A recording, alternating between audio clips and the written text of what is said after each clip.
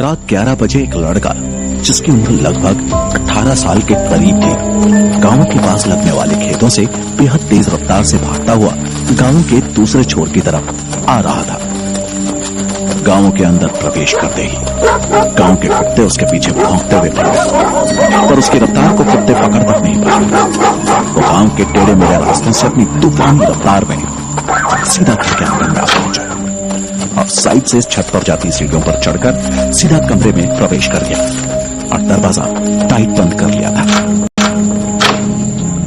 और उस लड़के के इस तरीके से कमरे के अंदर प्रवेश करने के कारण कमरे में एक तरफ पड़ रहा लड़का हड़बड़ी में आ गया था और अपनी चेयर से पीछे को लड़क गया था। अबे तुझे क्या हुआ? ये कौन सा तरीका है आने का? मुझे तो डरा दिया तूने शंकर। अपनी हड़बड़ाहट को थोड़ा शांत करता है। जो लड़का बाहर से भागकर आ रहा था उसका नाम शंकर था और वो यहाँ अपने दोस्त सूरजभान के साथ पढ़ाई करने के इरादे से आया था। पर जाने उसे रास्ते में ऐसा क्या हो गया कि उसे बुलेट ट्रेन की रफ्तार पकड़नी पड़ी अपने दोस्त के यहाँ आने के लिए। सूरजभान खड़े होते हुए अपनी कुर्सी को उठाकर अपनी जगह पर रखता है और दरवाजे पर पीठ लगाए शंकर अपनी बढ़ चुकी सांसों को नियंत्रित करने की कोशिश कर रहा था। सूरजभान, अबे ये कौन सा तरीका है तेरा आने का? अभी मुझे हार्ट अटैक आ जाता। और वापस अपनी कुर्सी पर बैठ जाता है। फिर ध्यान से शंकर के चेहरे की तरफ देखने लगता है। क्या हुआ?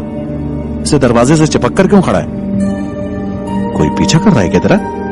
और अब वो भी शंकर की हालत देखकर थोड़ा सा अजीब फील कर रहा था। शंकर उसकी बात सुनकर दरवाजे से हटता है और वहां लगे पलंग पर आराम से लेट जाता है। अबे सोने के लिए आया है क्या? अपने घर पर ही सो जाता। तुझे देखकर मुझे भी नींद आने लग जाएगी। 8 दिन बाद फिजिक्स का पेपर है, तैयारी कर ले बैठकर। शंकर उसकी तरफ अपना हाथ हिलाकर उसे चुप रहने के लिए बोलता है, फिर आंख बंद कर लेता है। पर उसके ऐसा करते ही अगले ही पल जाने उसे क्या हुआ और वो एकदम से आंख खोलकर भयभीत हो जाता है और बिस्तर पर बैठ जाता है।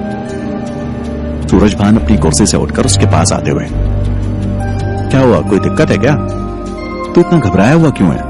और उसके कंधे पर हाथ रखते हुए उसके चेहरे के डर को समझने की कोशिश करने लगता है। शंकर, यार मैं अभी एक चीज देखकर आ रहा हूं, समझ में नहीं आ रहा कि वो था क्या। और उसके चेहरे पर फिर से उसके बारे में सोचते हुए घबराहट चरम पर आ गई थी।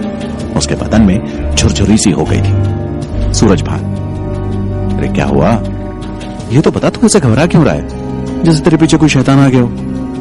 शंकर, भाई शैतान ही था, बड़ी मुश्किल से जान बचाकर आया हूं, वरना आज तो खेल खत्म था। सूरजभान, क्या बकवास कर रहा है मुझे डराने के लिए?